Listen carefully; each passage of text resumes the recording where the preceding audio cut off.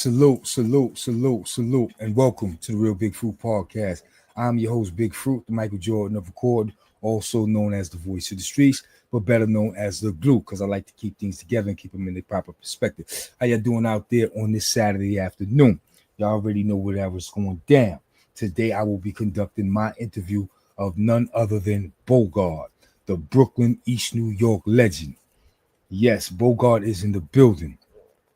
And I've been looking forward to doing this interview. Like I said, it's an honor and a privilege to be able to interview this man. And I am thankful that he chose my platform to deliver his story. I'm not going to keep y'all waiting. I'm not going to do too much talking today. I'm gonna give him the floor and let y'all know what it is and what it ain't. You know what I'm saying? So without further ado, I'm going to bring the brother in. Ladies and gentlemen, I present to y'all the Brooklyn legend himself, Bogard. Salute, salute, salute. OG, can you hear me? Yeah, I can hear you. What's up, Fruit? How you, bro? I'm great. I'm great. You can hear me and we can see you. You can hear me and we can see I'm here, man. I'm trying to get this camera a little straight, a little better for you. Okay.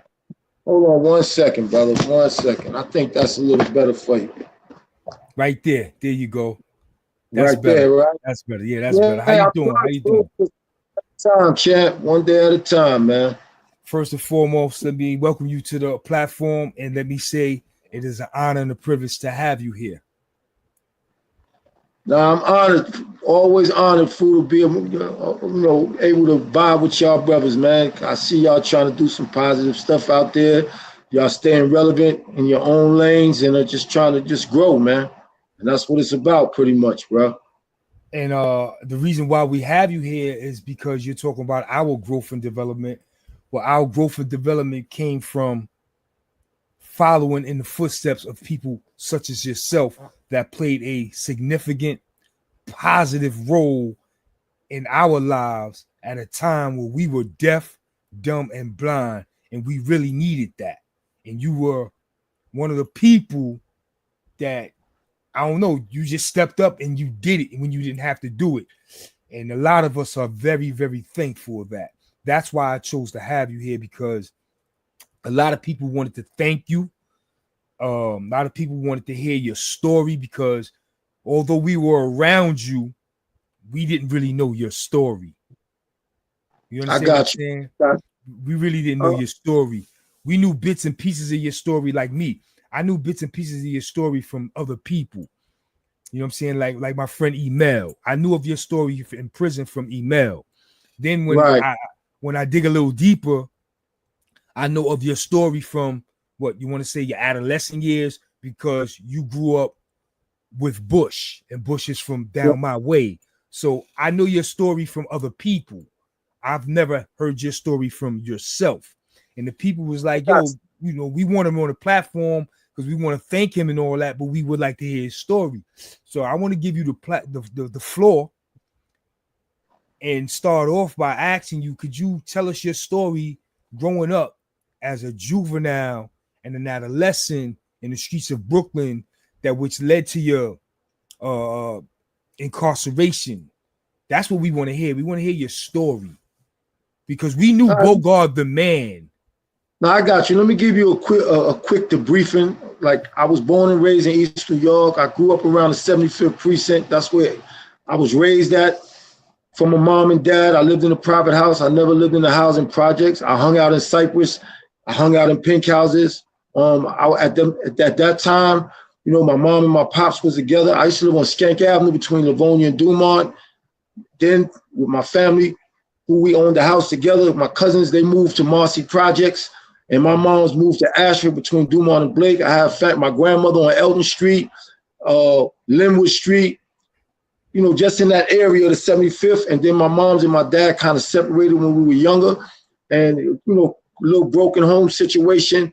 And my mom's relocated to Bed-Stuy. My dad moved to Ocean Hill, Brownsville on Pacific, exactly between Howard and Ralph. So I was in those proximities. As far as me, you know, a lot of bitterness taking place at my home. I started veering to the streets a little bit, getting caught up in places where I didn't need to be. I shouldn't have been, but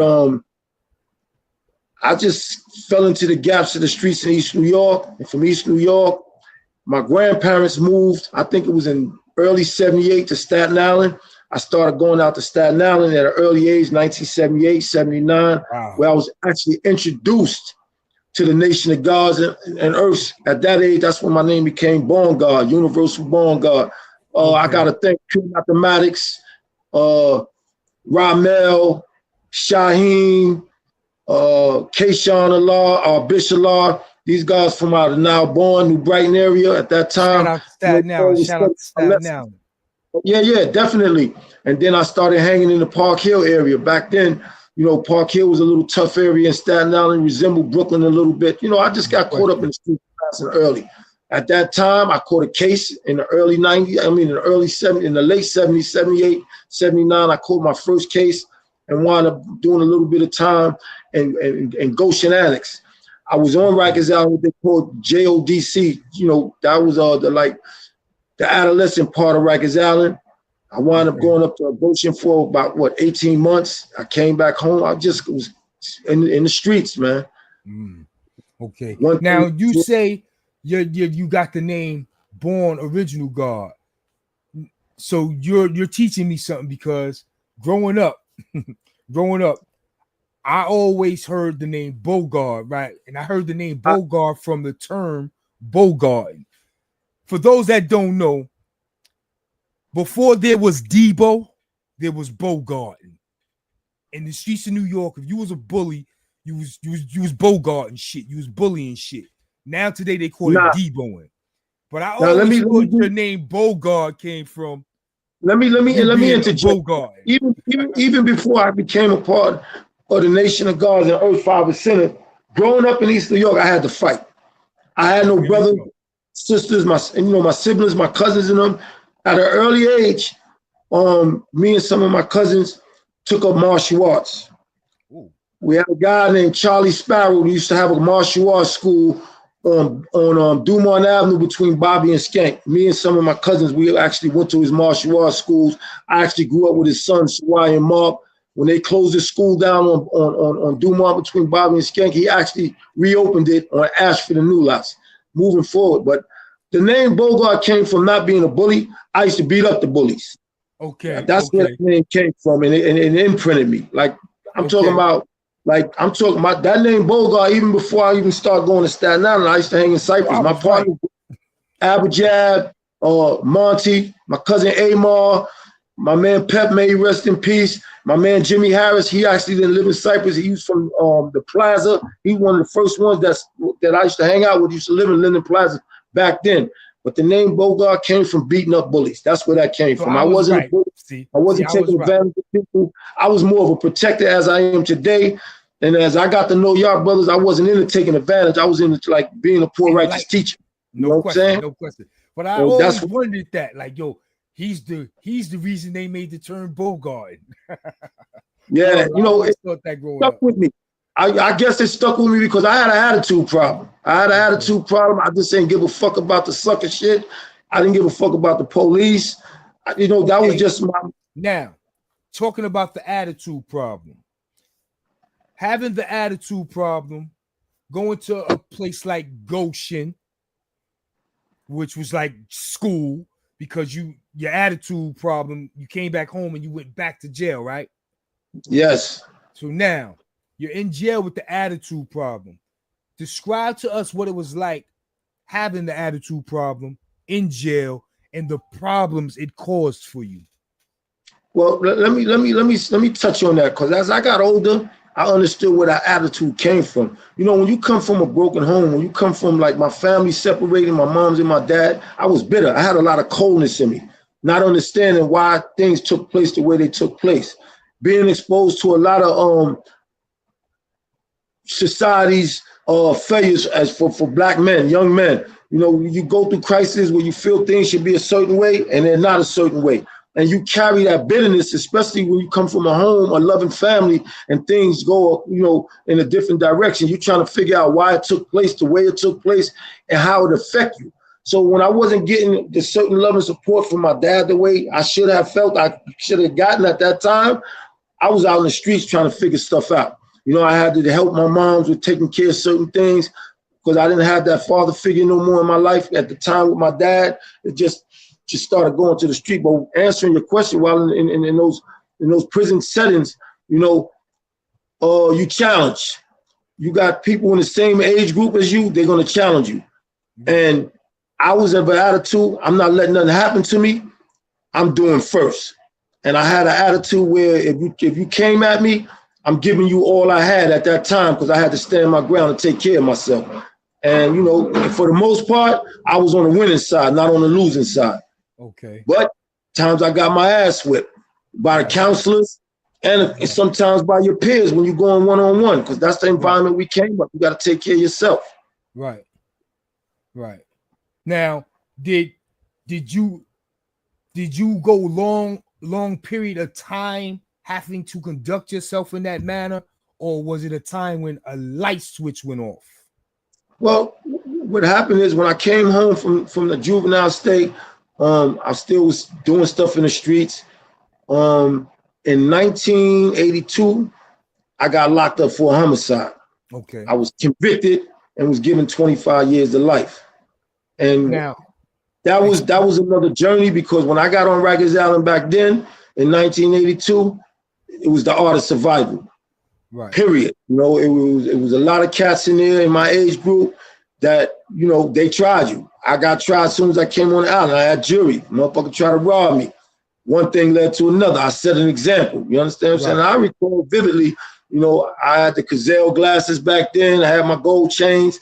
Motherfucker tried to rob you. And if you didn't defend yourself, you had a problem. You know, at that time, you know, I can name quite a few individuals that came up with me. I didn't have to go into detail. In that age group, you know what I'm talking about. Everybody was handling their own business. Right. But we survived it. And I'm talking about, I come up with Tut. I come up with Jimmy Ace. I come up with Derek Bush, Shabon, right, Punch, right, Saber from Red Hook. Like it's y'all were kids then. I'll tell you who my man is from your projects that you probably don't know. Richard Faust, Unique. Richard Faust. You know who Unique is? No. Enlighten me. Sure Richard Faust. What they call Unique now? He want to be a roster. Richard Faust. Yeah, he's from Lafayette Garden. That last name not ringing a bell in the projects. Faust. His name Unique. What they call him, man? I forget. He got another even if name. I don't know him by Unique, I'm gonna know his last name. Nah, I'm gonna tell you, that's his government. I know him before I knew Bush, but that's my man. I'm gonna find out who he is right now.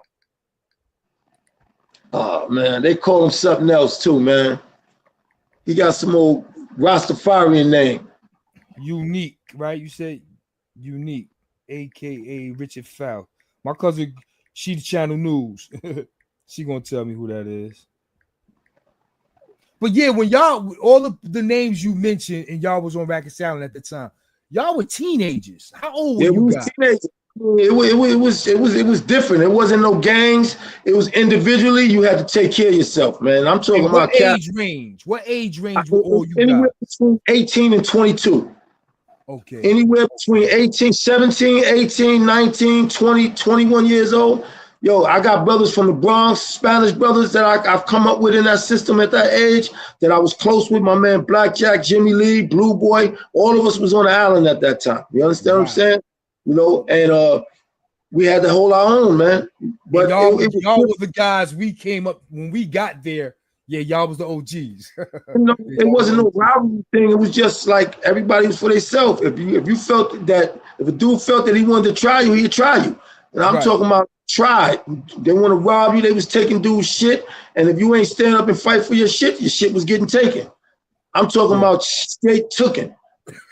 So, it was rough. I'm talking about, you know, that's where I remember, you know, where dudes was getting cut. Back then, dudes was spitting them razors out their mouth in the early 80s. When we was on Rikers Island, dudes started with that razor shit. I'm talking about tucking, spitting them out, cutting COs. It was back then when I learned that from. It was different, but it wasn't like. With all of that going on and being, you know, y'all was pretty much teenagers. I'm gonna keep using the word teenagers. Being so young, you were still a teenager, all that madness going on. you got the time. How did that affect you mentally? Like, say that again. Being You so said, young, I got that time.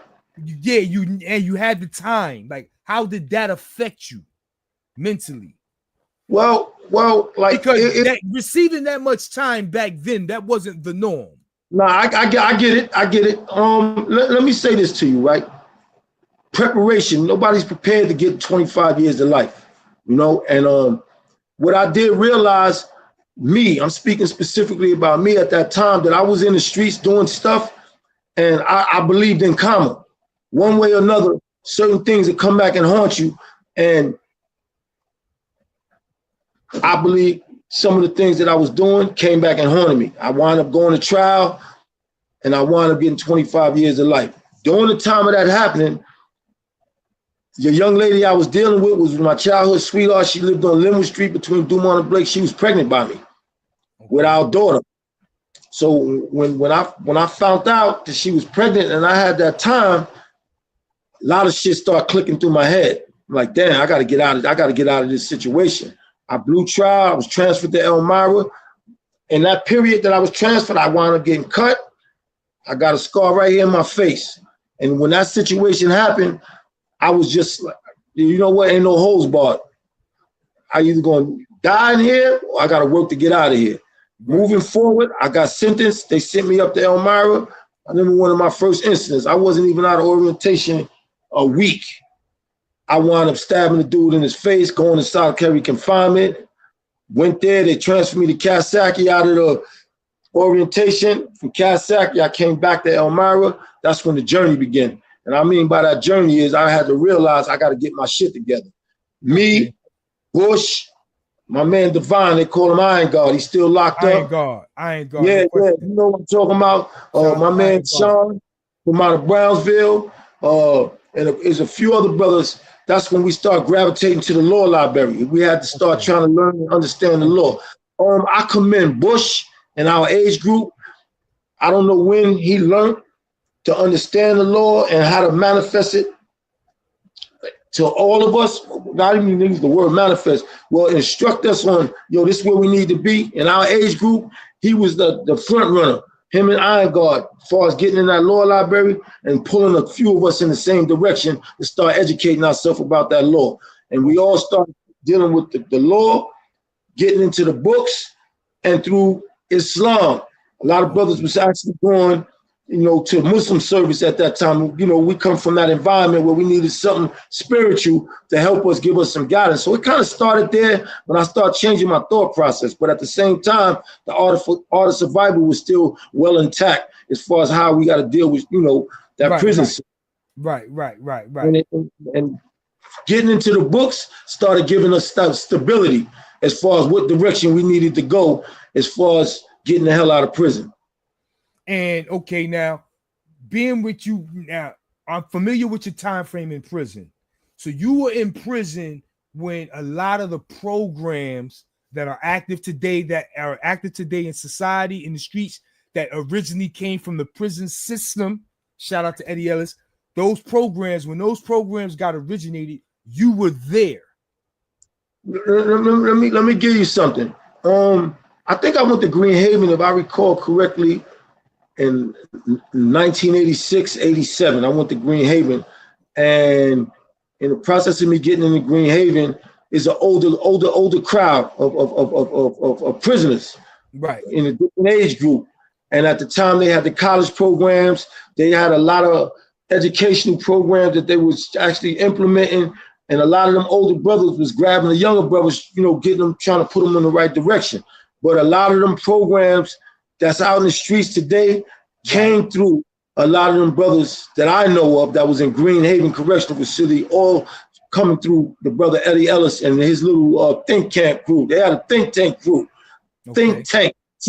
that they had started in Green Haven Correctional Facility.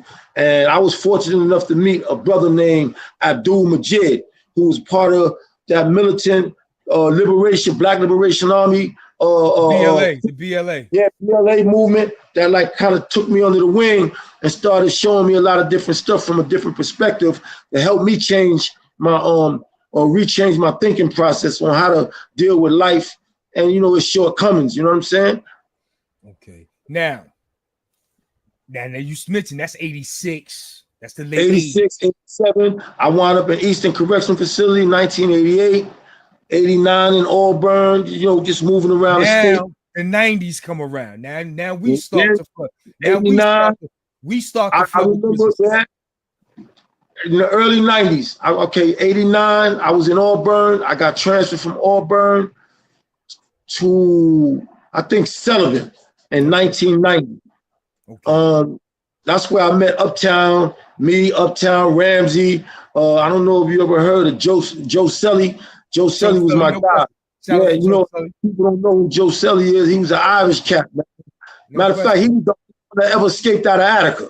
Yeah, I was there in 98 with all those guys. I got there in 98. Yeah. I mean, solid dude, man. Patty Irish. You know, Patty Irish. Yeah. But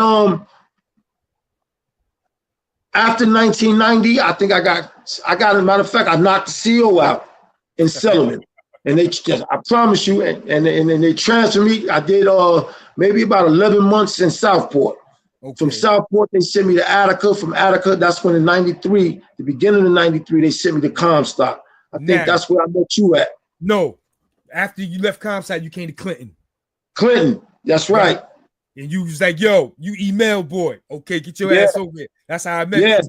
But when was it that you took notice our generation, was starting to flood the prison system and we needed some guidance? When did you take notice of that? Because you stepped right into that. All right, to be honest with you, what really made me know what was going on, I kind of got that in 86, 87. I'm going to tell you why. At that time, that was the height of the crack epidemic in New York. 88, 86, 87, 88, they were sending a lot of young brothers to prison in the age group from 16 years old to maybe 19, 20 years old. I'm talking about 85 and a half to life, 65 to life, 54 and a half to life. I started noticing. And this is late 80s. In the late 80s. You asked me when I started realizing what was taking place, the turning point. But what happened was I didn't have the contact with a lot of them, but I started noting the numbers of the younger generation coming to jail, because a lot of y'all young brothers in y'all age group was working for motherfuckers in the street. One way or another, y'all was doing shit on your own. They start sending to prison, and I'm talking about from every barrel in abundance. You got to remember the prison population rose tremendously in the 80s coming into the 90s. Right.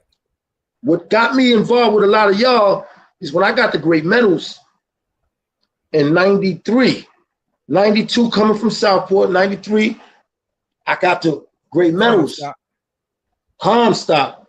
I started meeting a lot of young brothers coming from out of Brooklyn, coming from out of Harlem, coming from out of Queens. And I used to see, like, damn, man, they ain't got no guidance.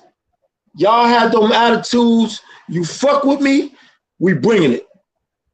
And, you know, I started looking and paying attention, and then I started hearing the numbers that a lot of y'all got at that in that age group. I was like, yo, they need some help. Right. And, you know, me, I come from a nourishing family. I come from a nourishing background, and I've always known I'm a poor righteous teacher. No matter where I go, I got to do something. So I start vibing with certain brothers, and they start opening up. You know, when I met Mo Dog, Email, Moet, Mo, you know what I'm saying? France, Teach. And I'm talking about, I felt obligated to try to provide y'all with some information that can assist in y'all journey in the system, so that way y'all don't be caught up where y'all locked down 24 hours every day because y'all making wrong decisions. So I felt obligated to, you know, just do some nourishing. Pardon me 1 second, bro. Doing some nourishing as far as getting y'all mentally prepared for whatever task that lay ahead. And, you know, I'm a grateful brother. And what I mean by grateful is, you know, through a lot of y'all wouldn't even give a motherfucker the time of day, especially niggas behind the wall, because you know these old niggas was on some sucker shit, trying to exploit a lot of young motherfuckers, trying to get niggas to bring drugs in for them, trying to fuck a nigga. You got some niggas that was on some booty bandage shit, all kind of crazy shit. but I was humbled to be allowed, you know what I'm saying, in a lot of y'all space just to plant a seed. And when y'all noted that a lot of y'all were opening that door and allowing me in y'all space, I did my due diligence to the best of my ability, for whatever information that I had or knowledge that I had to provide each and every one of y'all individually or collectively when time permitted, along with other brothers in my age group. We did a good job. And the reason I say that is because even out here today, I see certain dudes and all they tell me is, yo, Bo, man, I can't thank you enough for, you know, giving me that input or being hard on me. And I'm not just talking about black brothers. I got a lot of Latin friends. You know, a lot of people don't know that, like, even to the day that I visit. You know what I'm saying? I got some Puerto Rican brothers from the Bronx, some from Spanish Harlem, some from out of Queens, a lot from out of Brooklyn, that if you get them on your podcast, they're going to tell the same story, man. I love you, Bo, because you never changed up on us. You understand what I'm saying? You always kept it 100, no matter what. You wasn't on no flip shit. You wasn't on no barrel shit, because I wasn't raised that way. Because anytime you turn the corner, you never know who you're going to meet, fool. And I try to stay with that energy today, because out here we need the same type of nourishment, because a lot of these cats that's caught up in these gangs and shit in the street today, they come from broken homes. A lot of them come from young parents that was caught up in that crack era. That crack era did us dirty, and we haven't recouped from it. So, like, I still feel obligated as a poor righteous teacher to do my part, and I still do my part. I get dudes jobs out here. I got hands-on with certain organizations that I pump with, certain brothers in organizations, and I'm always trying to figure out how to get somebody some help, because we need it. And absolutely, that's where that comes from. Absolutely. Now, speaking of programs and help, what have you been doing lately when it comes to programs and help? Because I heard you was telling me earlier you was doing something. I'm the first member. I don't know if you're familiar with the organization out of Brownsville, BTTM, Brownsville Think Tank That Matters. That's ran by my man Al and brother named Cyrus. They've been doing a lot of things with their programs, and I'm hands-on with that. Whenever they need me to come in certain schools and do mentorship, I'm with it. I do referrals. Like a lot of these young brothers and sisters that's out here, and they need help getting their security license, OSHA classes, what else? Just sponsoring, you know what I'm saying, youth stuff. I direct them to my people. You know what I mean? I'm always hands-on. I got people that work for 32 BJ Union. I always try to get calls in to figure out how we can get people into security license. I know people that got security companies. I'm always trying to plug a lot of these younger brothers and sisters in to positive program. Personally speaking, I just finished a proposal. I just haven't found the right sponsor. I wrote out a trade program. Okay. But I don't want to put everything on blast right here, but I wrote out a trade program for our youth. You know what I mean? And I got some people that's going to sponsor it. I'm working on that right now. You say trade program, you're talking about something similar to Job Corps, something like a Job Corps. Yeah, absolutely. You're going to be trained and provided jobs. Yes, and my thing, that's dope. You know, like you got all these organizations out here in different barrels that they do OSHA, they do security license, they do flagging classes, but some of them do job referrals. But a lot of our brothers and sisters don't have a trade. They're not trained to use jackhammers. They're not trained to know how to use a hammer, how to properly shovel. You know what I'm saying? You got a lot of these young sisters that's out here that's young. They never been exposed to like going to get their beautician licenses, barber licenses. So my thing is let's create a program, 5 barrels, where we can train our kids how to operate machines. These Caucasians, what they do, they out in Long Island, they teach their kids young how to operate a forklift, how to operate a plow machine, whatever. Right. You know, so that way they can, when they go into these job sites, that bobcat and all that, they know how to use that bobcat. They can use a bobcat, how to use a swivel machine. You know, things of that nature. That, you know, that's the start. So when you asking a lot of these young brothers and sisters to come away from hanging out in the streets and being a part of a gang, that's where they feel that's where they only can get their love and affection from. what are you offering them? What can you offer? You got to give them something. You ask them to come away from something. What are you offering them? What are you giving them? What kind of platform are you giving them to work off where they can sponsor themselves individually or work collectively as a group? So I'm always trying to find a way and an idea, you know what I'm saying, to give back. And, you know, I've been hands-on. I've helped since I've been home 16 years now. You know, I'm in the construction field. I got 2 more years. I'm going to retire with my pension. Congratulations. Yeah, definitely. But I'm always trying to find a way in my lane, you know what I'm saying, to find ways to help brothers and sisters that's in our communities. I do it. I'm not on no major platform, but I do a lot of major shit out here. If people know me, they know how Bo move. I'm quiet, but I'm effective in my own way. But absolutely, back to y'all, like, you know, I look at brothers like Email. I look at brothers like myself. I look at Mo.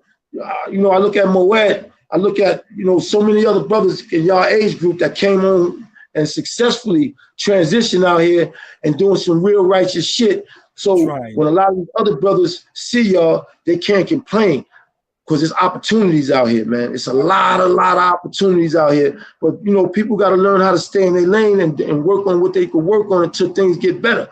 It's, you know, when you plant a seed, you know, you don't get the full flowers overnight. You got to work. You got to earn your right. So, and you know, don't be afraid to network. Don't be afraid to network. Yeah, that to me, that's important. Networking. You know, I look at y'all out in Charlotte when I come down there and see y'all. Y'all still got the motherfucking tree, and y'all growing, man. Y'all planting y'all seeds down there, yo. Yeah, you know, it ain't on the phone right now, yo. You talking to Bo? You talking about? Yeah, if you get off the phone, I'm gonna talk to him. Who that, Mo? Yeah, that's my guy. Yeah. Brownsville Bandit. The only question Mo have for you is this is the only question Mo have for you. Why, when, and why did you cut your dreads? Say that again. When and why did you cut your hair? Well, for one, I started stressing. I started losing a little bit up here. That's one. And number two, my daughter said, Daddy, you need a new image. I cut my dreads when I came home in 2010. I think it was 2010. I cut my dreads and I gave them to my daughter. I still got my locks here. You know, let me touch on something real quick. Being that you asked that question, I want to back up a little bit and let people know, man. Like, you know, I was locked up for 27 years in my daughter's life. And I don't touch on the subject a lot, but you know, I grew up in prison. My daughter grew up while I was in prison. When I came home, she was a young lady, and I never knew that my daughter was affected with HIV and AIDS. And my daughter died from it. You know what I mean? And a lot of people don't know that. A lot of people don't know the impact that shit had on me. I just recently lost my mom, who was my best friend. I love my mom. Everything that I've been through, my mother was right there with me. And my strength comes from my mom. She's the epitome of who I am as a black man. I promise you that. You know, my mother raised me to always respect all cultures. I grew up on a block in East New York, and that's mainly, I'm speaking about Ashford between Dumont and Blake. And I grew up on a block with them, but blacks and Puerto Ricans. There wasn't no Dominicans at that time, in Brooklyn like that, in abundance. When I grew up on that block, and I was raised around a lot of Latinos, so I've always been a part of my culture. You know what I mean? So I never got caught up in no racism and none of that, but I was nourished to respect everybody. And my brother, them dreads, I grew them dreads because the police was giving me a hard time about getting a fucking haircut. When you go to solitary confinement, and you know how that shit is. They was like, yo, we get you when we get you. So I grew my locks. It was a part of my strength. It helped me get by a lot of shit, you know, spiritually wise. And you know, it was time to let them go. But how long did you have them? How long did you have them? From 91 until 2010. Yeah. And I still got them. I got them here now. You know what I'm saying? But almost 20 years, 19 years. Yeah. But one thing about it, you know, they was inspirational to me. They gave me a lot of strength. You know, I respect the Rastafarians, man. The dreads, yo, I grew up around them too. You know what I mean? And a lot of them brothers, they gave me insight on about them, the meaning of them and what they represent. You know, fool, at this stage of life, man, all we can do is work to try to help each other, man. I'm a networking person. I'm always trying to find a way or a solution to help other brothers and sisters, man, mend the broken hearts, because we all come from broken, backgrounds, but it's what you're doing today to keep shit alive, man. And that's what I'm about, man. It ain't about I'm from the Bronx, I'm from Brooklyn, I'm from this, I'm from that.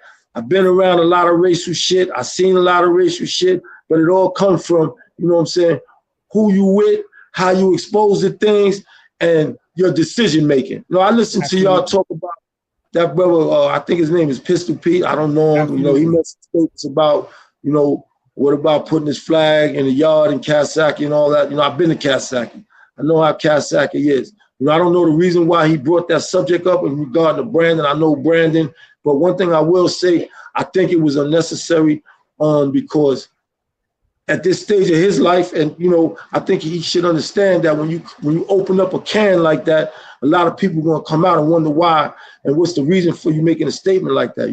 We all come from proud background. As a Latin brother, I know he comes from an environment where he loves his people and he's supposed to represent his people. But when you start addressing subject matters like that on a national platform, it's going to affect a lot of people from both sides. And you got to be mindful of that. You know what I'm saying? It ain't here to badger him. It's here for him to understand what we should be doing, and what we should be doing is figuring out through the rap industry, through the churches, through these organizations, what can we do collectively, you understand what I'm saying, to help our communities as a whole. That's what we're supposed to be. So these young kids ain't got to go through what we went through. So that they don't even have to hear about that. You understand what I'm saying? Because you're not getting no points from that. You know what I'm saying? We all went through our little fights and whatever to create, us or establish ourselves behind enemy lines. But if you out here and you got a national platform, let's talk about trying to do something productive. You know what I'm saying? That's going to help impregnate the minds of our communities with something positive. Because I'm looking at all these brothers that rap, that, doing their thing. I think it should be a collective effort. If I may say so, let's just try to find a way to implement some programs in our communities or in your neighborhood to help some of these young kids not experience what we went through. Absolutely. Now, Relly Rel out of Fort Greene. This is my last question. Relly Rel, I'm going to read it right because he sent it on Facebook. Relly Rel says, ask him, why did he feel it was important to go back and visit so many guys who were still in prison after he completed his own long bid?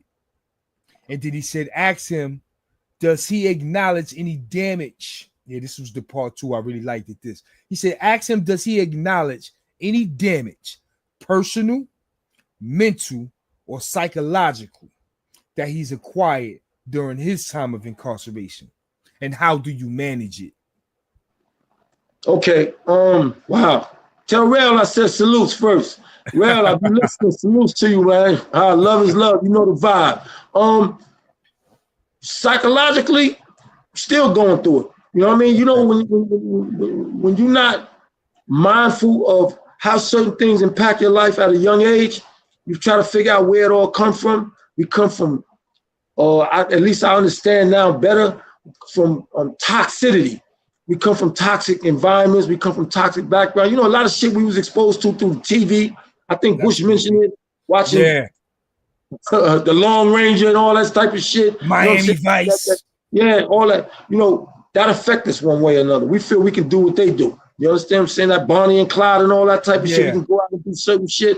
We come from that environment, but the impact of me understanding would affect me and affect my family. Come home, people who's on drugs, people are alcoholics. To the day, certain shit still affect me. Traumatized that, your family is broken up. Shit ain't going the way you want it to go. But it took me some years to realize how it affect me individually and how I manage a lot of my anger and my frustration of being around real brothers. I met a lot of brothers, man, and I'm gonna name one. Real know what I'm talking about. His name is Jonathan McClain. They call him Kamal. I call him the commander. He's from out of Fort Greene. He's younger than me. Grew up with Killer Ben and all of them. That's my brother. He's like a mentor to the day. Me and him, my mother fell in love with him. He was a brother in my age group. It's another brother. I don't know if you ever met Ahmed Rashid. Ahmed is from out of Clinton Hill. He was raised up by a Muslim mom. He's another one that I ran into while I was That's in Arthur down Kill. my end. Clinton Hills is down my end. Yeah. And you know, being around certain brothers, being able to sit down and get counseling, talking to you. Email, let me tell you something. A lot of brothers don't know how bright email was. I used to have conversations with him. Yeah, that's my and big bro. He touching areas that you, for his age, and I'm talking about y'all younger brothers, help me become more mentally manage myself on how to deal with a lot of shit that I wasn't even aware of knowing how to deal with it. So, you know, collectively it comes from a lot of my peers, you know, dealing with brothers that got rational minds, that's looking to do better, that's educated. You know, I got a sister, as a matter of fact, her name is Janice. She did my what I call my psych evaluation for me. I wrote it out. She got 2 degrees in psychology. She wrote out my psych evaluation for me for when I had to go before the parole board. And she used to talk to me about counseling and stuff like that. So just putting yourself in a circle of people that can actually help you balance whatever trauma that you might. Right, balance out that trauma. Day to day, we dealing with shit out here. You got to have some type of vice or some type of mentorship. Somebody you can go to that can give you some advice. Excuse me, so you don't snap out here because you're under pressure. It's all how you respond to it. It's all how you channel your energy. So, and answering real, just having good people around me, man. Having conversations with brothers that's about productivity, that's about trying to help each other. That's the other aspect. And what was the other question he said about? The other part of the question is, why did you feel it was important to go back and visit so many brothers after you did your time? Let me, you know what's crazy? I'm gonna tell you a funny story, right? I came home, it's a brother named Eddie Quick. We call him Quicksand. Quick was in Green Haven too. Me and him, we used to never see eye to eye. And Quick is from out of downtown Brooklyn, Gowanus and all of that. You know what I mean? Right, and all that, no question. He's the director right now of a drug program in Brooklyn. He's the director. He hire and fire. But me and him got real close. And I remember in 2008, he went to the parole board. I went in 2005 and got hit with 2 years. Me and Black Knowledge from East New York. We both got hit with 2 years. Quick went to the board. They let him go. And I told him as he was leaving out, because I used to be on the inmate liaison committee, and I used to be the president of an organization. And I said, yo, I'm right behind you. And when he left, I went to the board and they hit me with another 2 years. And I told him, I said, I'm right behind you. I appealed it. I won my appeal. Albany referred me back to the earliest parole board. I got parole released November 8th, 2008. Barack Obama became the president. During that time, they changed the law where they said anybody that have a life sentence have to be reconsidered for parole termination after they're home for 3 years. That law came out in September 19th of 2008. Right. I got released in 2011. They sent my paperwork to Albany, and Albany terminated me from parole. I remember the day that my parole officer called me and told me that I was terminated. And when I got that, I said to myself, I said, yo, a lot of brothers that's still behind the wall need to know that there's still a lot of hope out here. Motherfuckers can get out. Right. So the first person that I went to go see as soon as I got terminated from parole was Paul Clark, Pause. Pause, no question. Pause is home now. Pause is a reverend. You know, he got a church. Yeah, you know what I'm talking about.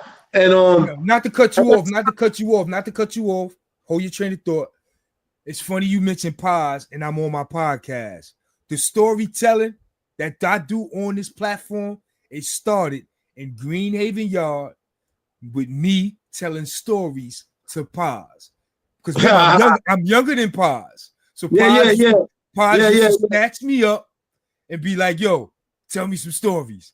This is when the storytelling began. Me telling stories to Paz in the yard in Greenhaven. I just wanted to get that out there. That's my brother. That's my brother. You know, what's crazy is at that time, Paul's mom's, she was dying from cancer. Okay. She was dying from cancer. And yo, man. Condolences.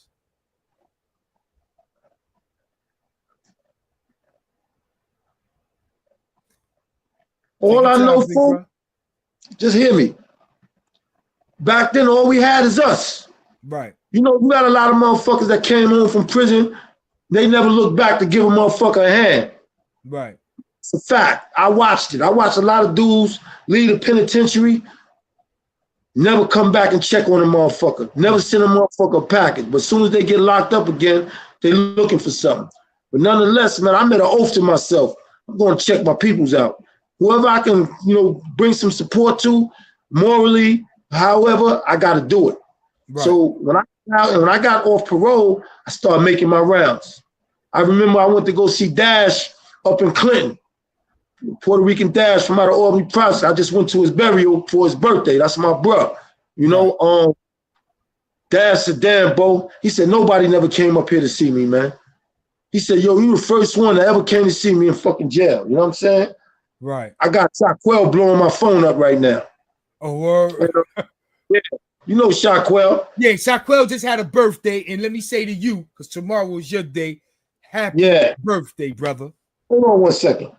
Shaquell, I'm on the podcast with Fu. I'll call you back, man. Oh, man, Terrence on the phone. All right. Give me a minute. Yeah. So, oh, that's little shot. To the visiting part, like, yo, bro, I felt morally obligated. Because a lot of people needed to see that, knowing that was Paz expecting you? Was Paz expecting he wasn't expecting you?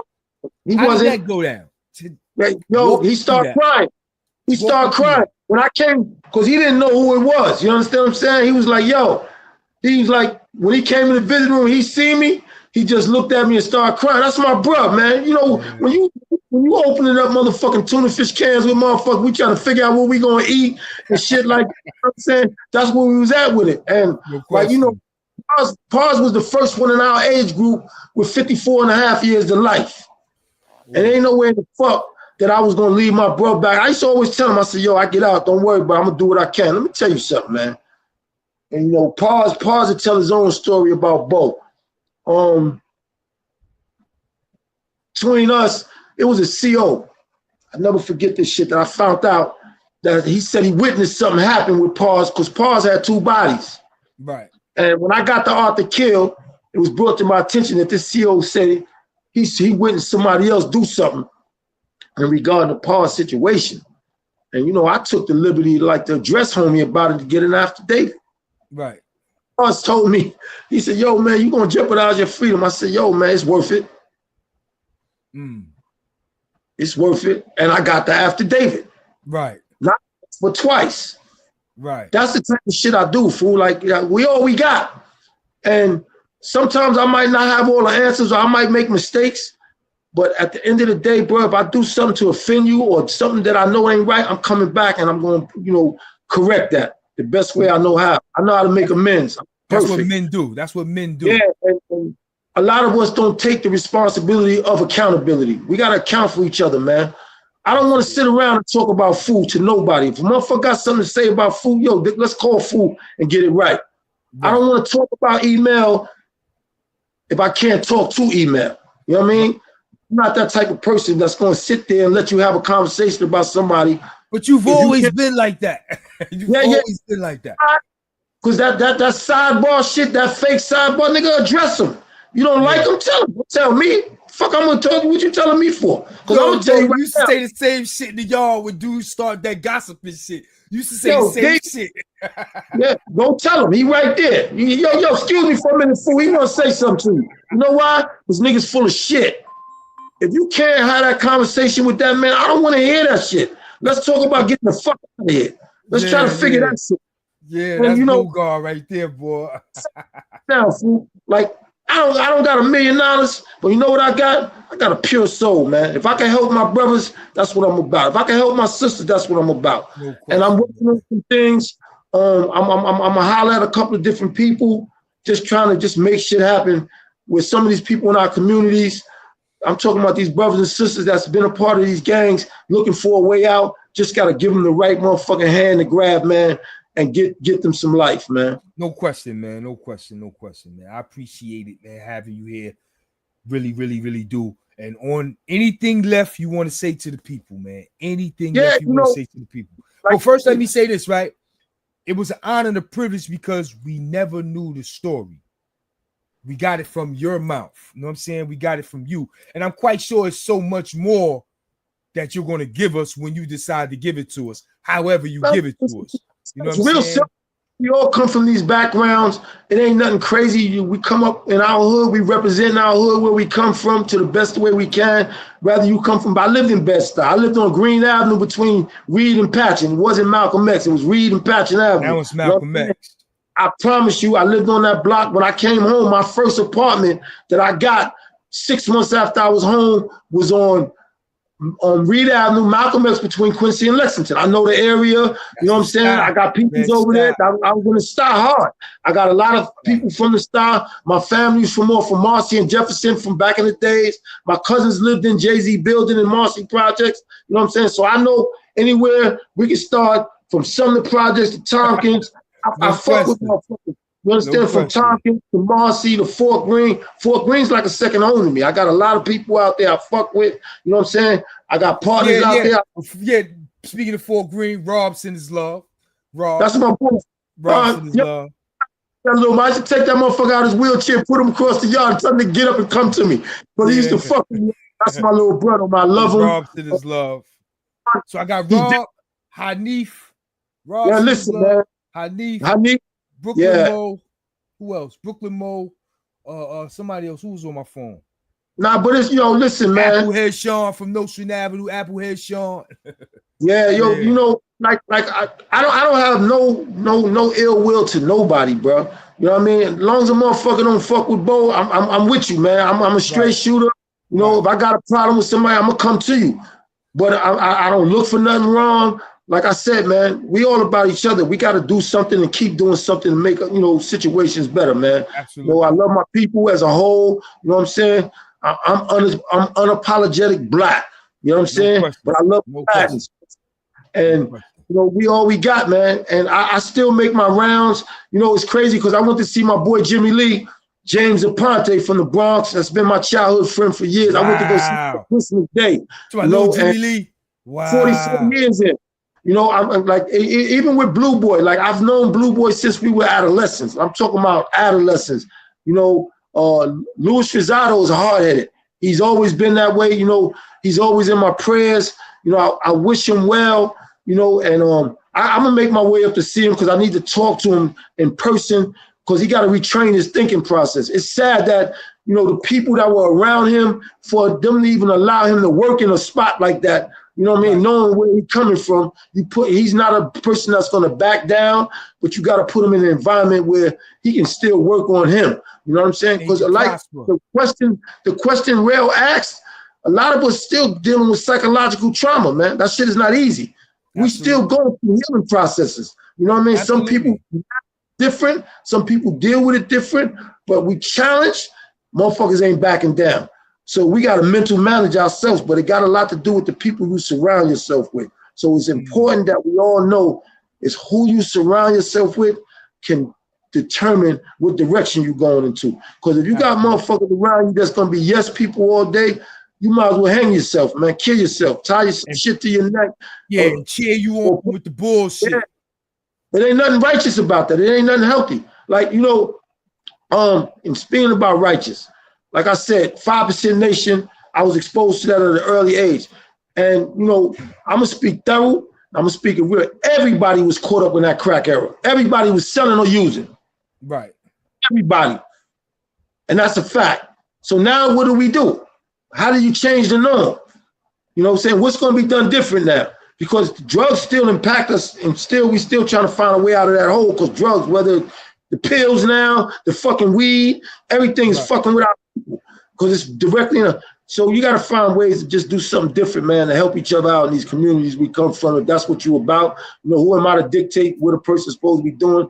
But if I'm on a platform like this, fool, you know, like I said, I'm always trying to do something positive for our people, man, show some love, man. You know, I like to have fun. What'd you say?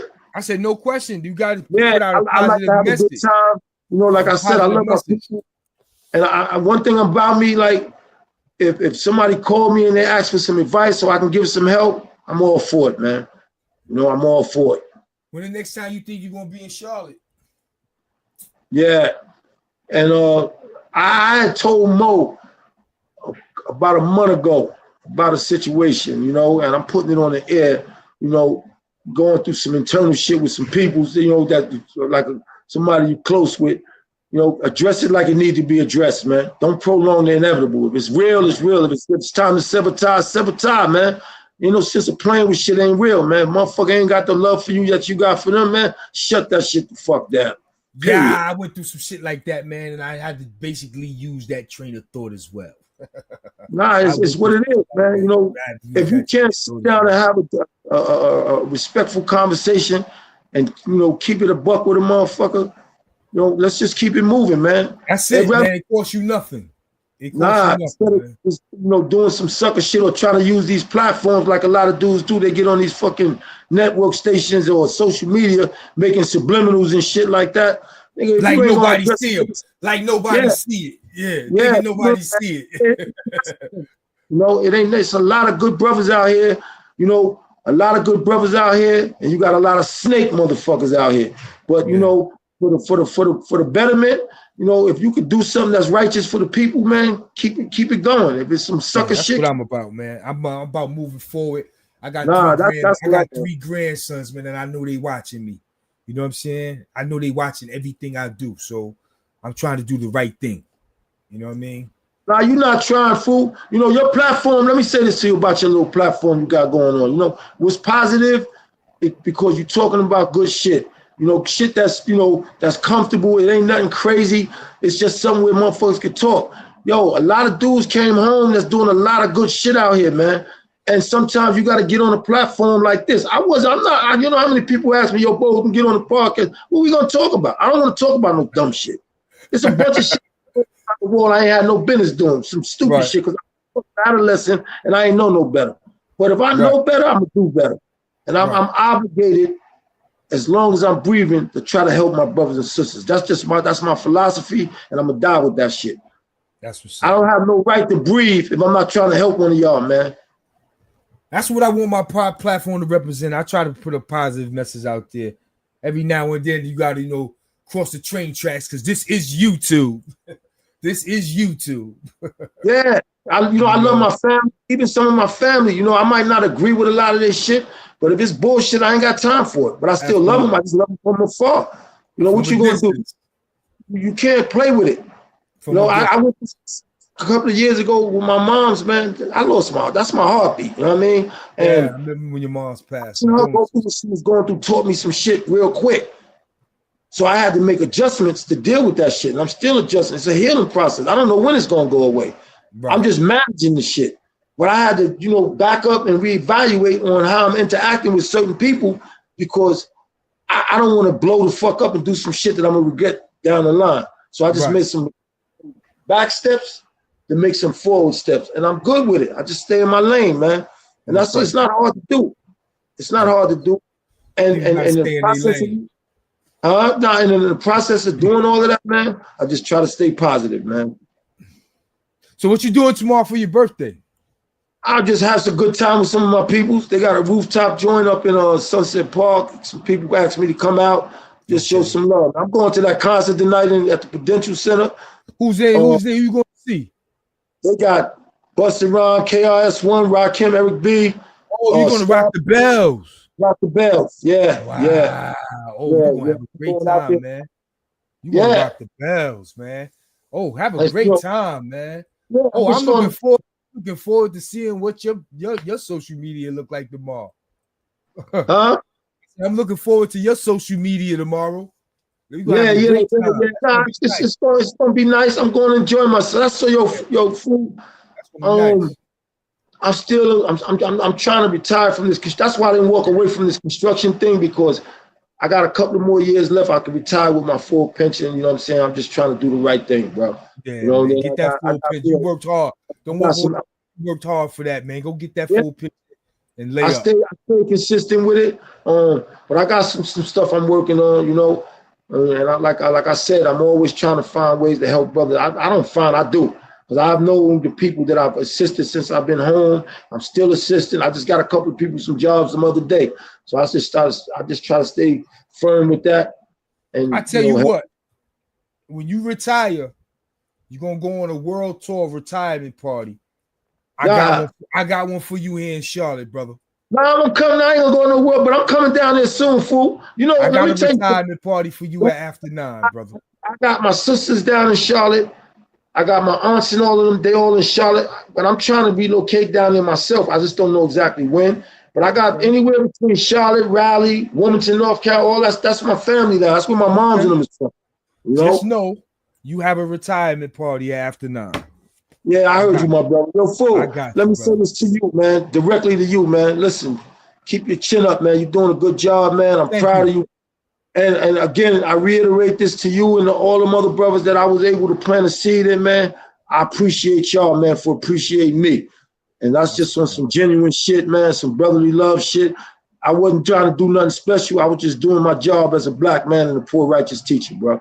I respect that. That's what it is, man. We appreciate you then, and we appreciate you to this day. And people like my boy Uptown, when he see you, he let you know. We still appreciate you, Bo. Nah, Uptown, my boy. Uptown, let me tell you about Up. Up and see Bogard. I see you. And you know, he always tell me, Bo, you never change, man. You know how Up is. He always tell me, you know, I don't know about changing like that, man. I've never been no snake nigga. I've never been Uptown, boy.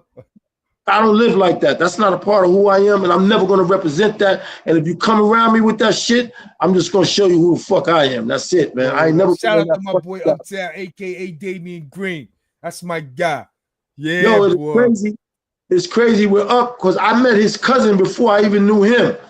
Yeah? No. I met Up cousin, right? Without knowing that was Up cousin, and it's crazy because I got his cousin a job with housing. And when Up came in, he was able to get him a job with housing. You know what I'm saying? And it's just worked out. Yeah. Because my first job when I came home, we built a condominium on 116th and Lenox Avenue, and that's when I met his cousin. And me and him to the day, we got a 16-year friendship.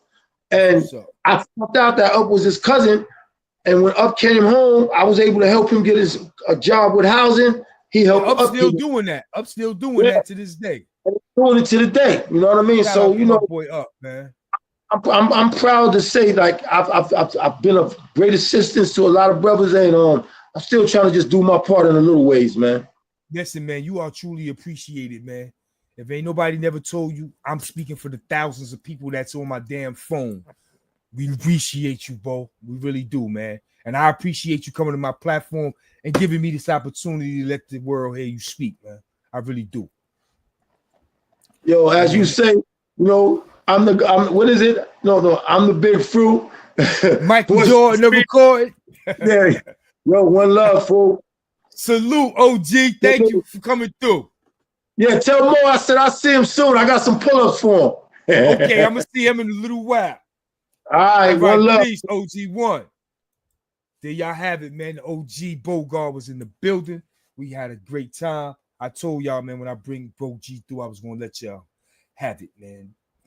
Listen, man, that was a great interview by Bogard. He kept it 100. He let y'all know who he is and who he ain't, man. Only I could do this, man. Y'all heard him right here at the Real Big Fruit Podcast, man. The Michael Jordan of recording, also known as the glue, because I like to keep things together and keep them in a proper perspective. You know what I'm saying? So there you have it, man. Y'all been waiting for that interview, man. There you have it, man. Now I'm going to fall back. I might go hang out with Brooklyn Mo because he's on my phone. He want to know how the interview went. You know what I'm saying? So we're going to drop this interview for the peoples. Until next time, y'all know what it is. Salute.